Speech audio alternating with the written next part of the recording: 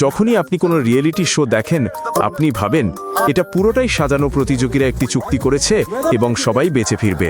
কিন্তু কখনো কখনো ব্যাপারটা মোটেও তেমন হয় না। কিছু শো ইচ্ছাকৃতভাবে মানুষকে সত্যিকারের মানসিক বিপর্যয়, আসল আঘাত, এমনকি মৃত্যুর দিকে ঠেলে দিয়েছে, সবই রেটিং এবং বিজ্ঞাপনের টাকার জন্য। আর সবচেয়ে খারাপ দিকটা হলো লক্ষ লক্ষ দর্শক সরাসরি তা দেখেছে, হাততালি দিয়েছে এবং আরও বেশি কিছু চেয়েছে। টেলিভিশনও সানন্দে তাদের তা দিয়েছে।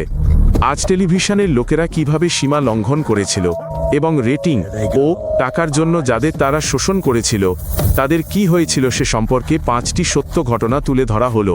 এই গল্পগুলো বানানো নয়, এগুলো সবই ঘটেছে আসল সেটে আসল মানুষদের নিয়ে, ঠিক আপনার মতোই। এদের মধ্যে কেউ কেউ কখনোই পুরোপুরি সেরে ওঠেননি। প্রযোজকরা চুক্তি স্বাক্ষর করেছেন, দর্শকরা দেখার জন্য টাকা দিয়েছেন এবং অংশগ্রহণকারীরা সারা জীবনের জন্য মানসিকভাবে ক্ষতবিক্ষত হয়েছেন। আসল চিত্রটা ছিল এমনই। টেলিভিশন অনেক আগেই সবচেয়ে গুরুত্বপূর্ণ বিষয়টি বুঝে গিয়েছিল, মানুষের দুর্ভোগ একটি প্রদর্শনী, যন্ত্রণা যত বেশি রেটিং তত বেশি। আর যখন কেউ দেখছিল তখন অন্য কেউ তার স্বাস্থ্য দিয়ে তার মূল্য পরিশোধ করছিল। তাহলে শুরু করা যাক 5টি আসল শো। টেলিভিশন কিভাবে মানুষকে মানসিক বিপর্যয়ের দিকে ঠেলে দিয়েছিল আর লক্ষ লক্ষ দর্শক তা দেখে চোখ ফেরাতে পারেনি, এমন 5টি গল্প। কল্পনা করুন আপনার গায়ে পেট্রোল ঢেলে একটি জ্বলন্ত সুড়ঙ্গের ভেতর দিয়ে টেনে নিয়ে যাওয়া হচ্ছে, অথবা আপনার গলায় একটি নল ঢুকিয়ে কাঁচা পশুর মগজ ঢেলে দেওয়া হচ্ছে স্বেচ্ছায়, অথবা কলা মেখে গরিলাদের খাঁচায় ঠেলে দেওয়া হচ্ছে, অথবা আপনার জামার ভেতরে তেলাপোকা গুঁজে আগুনের ওপর উল্টো করে ঝুলিয়ে দেওয়া হচ্ছে। এটা কোনো ভৌতিক সিনেমার দৃশ্য নয়। 1980-এর দশকে জাপানের একটি সহনশীলতার শোতে ঠিক এমনটাই ঘটেছিল। অংশগ্রহণকারীরা, সাধারণ ছাত্রছাত্রীরা প্রতিযোগিতা করত কে সবচেয়ে বেশি দিন ধরে যন্ত্রণা ও অপমান সহ্য করতে পারে। তাদের হতাশার শেষ সীমায় না পৌঁছানো পর্যন্ত অনাহারে রাখা হতো এবং তারপর চূড়ান্ত পর্বে একটি দামি রেস্তোরাঁয় নিয়ে গিয়ে খেতে বাধ্য করা হতো, কিন্তু খেতে বারণ করা হতো। যে সবচেয়ে বেশি দিন টিকে থাকত সে-ই বিজয়ী হতো। প্রধান পুরস্কার ছিল 1 সপ্তাহের একটি ভ্রমণ, মাত্র 1 সপ্তাহ। এর জন্য মানুষ এমন সব জিনিস সহ্য করত যা একজন সাধারণ মানুষকে পাগল করে দেবে। প্রযোজকরা কান্না ও চিৎকারের ক্লোজ আপ শট ধারণ করতেন। এই শোটি বিশ্ব টেলিভিশনের ইতিহাসে সবচেয়ে নৃশংস গেম শো হিসেবে গিনেস বুক অফ রেকর্ডসে স্থান পায়। কিন্তু এতে টেলিভিশন প্রযোজকদের থামানো যায়নি। ডজন ডজন দেশ সানন্দে অনুষ্ঠানটির ফরম্যাট কিনে নেয়। ইউরোপীয় ও আমেরিকান টেলিভিশন নেটওয়ার্কগুলো রেকর্ডিংগুলো খুঁটিয়ে দেখত এবং এর রেটিং দেখে বিস্মিত হতো। সাপ্তাহিক একটি পর্বের জন্য যে ছাত্রদের গায়ে পেট্রোল ঢালা হতো তাদের কথা কেউ ভাবেনি।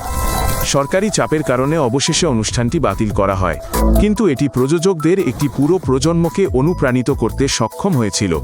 মানুষ যে কোনো কিছুই সহ্য করবে যতক্ষণ পর্যন্ত তাকে বিনোদন বলা যায়। এক তরুণ অভিনেতা ভেবেছিল সে একটি কাস্টিংয়ে যাচ্ছে। তারা তাকে পোশাক খুলতে বলল, জানাল যে এটা কাজেরই একটা অংশ। তারপর তারা তাকে কোনো পোশাক, খাবার বা ব্যাখ্যা ছাড়াই একটি খালি ঘরে আটকে রাখল। একমাত্র নিয়ম ছিল বেঁচে থাকার জন্য যা কিছু প্রয়োজনীয়তা ডাকযোগে পাঠানো প্রতিযোগিতা থেকে জিততে হবে। সে হাজার হাজার এন্ট্রি পাঠাল এবং একবার টিনজাত কুকুরের খাবার জিতল। সে ওটা খেল কারণ তার কাছে আর কিছুই ছিল না। কখনো কখনো তার ভাগ্য ভালো থাকতো, সে 1 বস্তা চাল, একটি ভাঁজ করা তাঁবু বা একটি সাইকেল জিতত, এমন একটি ঘরে যেখানে নড়াচড়া করার মতো জায়গাই ছিল না। খাবার ছাড়া কয়েক সপ্তাহ, আর তারপরেই আসত শুধু ভাত খেয়ে কয়েক সপ্তাহ। 1.5 বছর ধরে সে একানগ্ন সম্পূর্ণ বিচ্ছিন্নতায় বাস করত। আর সে জানত না যে প্রতি সপ্তাহে 1.5 কোটি দর্শক তাকে 24/7 দেখছে। কেউ তাকে বলেনি। যখন তার ঘরের দেয়ালগুলো ধসে পড়ল, সে নিজেকে লোকে ভরা একটি বিশাল স্টুডিওর মাঝখানে আবিষ্কার করল। তারা হাসছিল আর হাততালি দিচ্ছিল। সে শুধু একটি প্রশ্ন করল, তারা কেন হাসছে? পরে জানা গেল এই পুরো সময়টায় প্রযোজকরা তাকে একজন তারকা বানিয়ে ফেলেছিল। দেশ তার মুখ, তার অপমানতার অশ্রু চিনত। সে নিজে কিছুই জানত না, তার অধিকার ইচ্ছাকৃতভাবে কেড়ে নেওয়া হয়েছিল। অনুষ্ঠানটির পর তার একটি গুরুতর মানসিক ব্যাধি ধরা পড়ে। সুস্থ হতে তার বহু বছর লেগেছিল। তার দুর্ভোগ তার অনুমতি ছাড়াই সম্প্রচার করা হয়েছিল এবং প্রযোজকেরা বছরের সেরা অনুষ্ঠানের জন্য একটি টিভি পুরস্কার জিতেছিল। 2008 সালে একটি আমেরিকান শোতে অংশগ্রহণকারীদের একটি লাই ডিটেক্টরের সাথে সংযুক্ত করে 21টি ব্যক্তিগত প্রশ্নের উত্তর দিতে বলা হয়েছিল। প্রতিটি সৎ উত্তরের জন্য তারা টাকা পেত। প্রশ্নগুলো একজন সার্জনের স্ক্যালপেলের মতো নিখুঁতভাবে তৈরি করা হয়েছিল। আপনি কি আপনার জীবনসঙ্গীর সাথে প্রতারণা করেছেন? আপনি কি কোনো প্রিয়জনের মৃত্যু কামনা করেছেন? আপনি কি অন্যের সম্পত্তি নিয়েছেন? আপনি কি কখনো আপনার নিজের সন্তানদের সম্পর্কে খারাপ ভেবেছেন? এই সব কিছু স্টুডিওতে উপস্থিত একটি পরিবারের সামনে এবং লক্ষ লক্ষ দর্শকের সামনে প্রযোজকরা ইচ্ছাকৃতভাবে তাদের বসিয়ে দিয়েছিলেন, যারা সত্য শুনে সবচেয়ে বেশি আঘাত পেয়েছিল: স্বামী, সন্তান, বাবা, মা। একজন প্রতিযোগী সরাসরি সম্প্রচারে তার স্বামীর কাছে স্বীকার করেছিলেন যে তিনি তার সাথে প্রতারণা করেছেন এবং তাদের সন্তানটি তার নয়। তিনি সমস্ত প্রশ্নের সৎভাবে উত্তর দিয়েছিলেন, তার টাকা নিয়েছিলেন এবং স্টুডিও ছেড়ে চলে গিয়েছিলেন। পরিবারটি দর্শকাসনেই থেকে গিয়েছিল। শোতে কর্মরত মনোবিজ্ঞানীরা পরে স্বীকার করেছিলেন যে চিত্রগ্রহণের ঠিক আগে প্রতিযোগীদের ইচ্ছাকৃতভাবে ব্যাকস্টেজে ভারসাম্যহীন করে দেওয়া হয়েছিল। ক্যামেরার সামনে ভেঙে পড়াটা কোনো ঝুঁকি ছিল না, এটাই ছিল লক্ষ্য। এক সিজন পরেই শোটি বাতিল করা হয়। অনেক পরিবার ভেঙে গিয়েছিল, অনেক মানুষ মনোবিজ্ঞানীদের শরণাপন্ন হয়েছিল, কিন্তু 30 মিলিয়ন মানুষ এটি দেখেছিল। রেটিং ছিল চমৎকার, স্পন্সররা খুশি ছিল। একেবারে শেষ মুহূর্ত পর্যন্ত পরের সিজনের কাজ চলছিল। সাধারণ মানুষের সত্যিকারের কষ্ট বছরের সবচেয়ে বেশি বিক্রি হওয়া কন্টেন্টে পরিণত হয়েছিল। সবকিছুই চুক্তিবদ্ধ ছিল। শোটি এখন আর নেই, কিন্তু ধারণাটি বেঁচে আছে। প্রতি বছর বিশ্বের কোথাও না কোথাও তারা একটি নতুন ফরম্যাট নিয়ে আসে, যেখানে মানুষকে সরাসরি সম্প্রচারে নিজেদের ধ্বংস করার জন্য টাকার প্রস্তাব দেওয়া হয়। একটি ডাচ টেলিভিশন চ্যানেল ঘোষণা করে যে একজন মুমূর্ষু মহিলা সরাসরি সম্প্রচারে 3 জন অংশগ্রহণকারীর মধ্যে থেকে কাকে তার কিডনি দান করবেন তা বেছে নেবেন। এই 3 জন ছিলেন সত্যিকারের মানুষ, যারা প্রতিস্থাপন ছাড়া মৃত্যুর মুখোমুখি হয়েছিলেন। অংশগ্রহণকারীরা তাদের যন্ত্রণা, তাদের পরিবার এবং অস্ত্রোপচার ছাড়া তাদের হাতে আর কতদিন বাকি আছে সে সম্পর্কে কথা বলেন। স্টুডিওটি দর্শকদের সহানুভূতি আদায়ের জন্য আবেদন জানায়। মানুষ তাদের পছন্দের প্রার্থীকে ভোট দেয় যে এটি কোনো প্রতিযোগিতা। এটি ছিল একটি টেলিভিশন অনুষ্ঠানের মোড়কে মোড়ানো অপমান। অসুস্থ মানুষদের জনসাধারণের বিনোদনের জন্য বেঁচে থাকার অধিকারের পক্ষে লড়াই করতে বাধ্য করা হয়েছিল।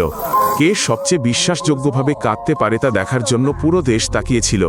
শেষে উপস্থাপক ঘোষণা করেন যে অসুস্থ মহিলাটি কেবল একজন অভিনেত্রী ছিলেন, মনোযোগ আকর্ষণের জন্য সাজানো একটি তামাশা।